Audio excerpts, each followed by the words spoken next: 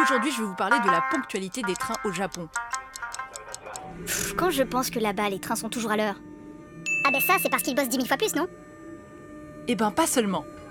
Sur le trajet Tokyo-Osaka, les TGV locaux ou Shinkansen n'ont que 30 secondes de retard en moyenne sur l'année.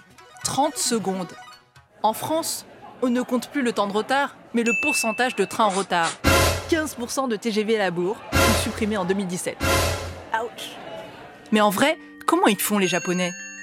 Déjà, il y a eu une grosse réforme en 87 où la compagnie de train nationale Japan Rail a été divisée en plusieurs compagnies privées, créant ainsi un dynamisme économique.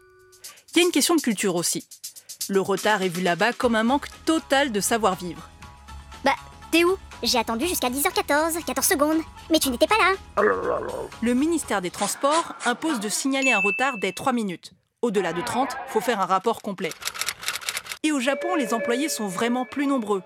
Une vraie petite armée pour canaliser les flux, gérer la montée et descente des gens, voire les pousser dans les trains.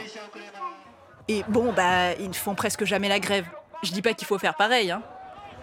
Vous avez remarqué, en France, le numéro de Ken est annoncé que 10 minutes à l'avance. Le TGV 8867 en direction de Bordeaux partira voie 5. Ah, poussez-vous!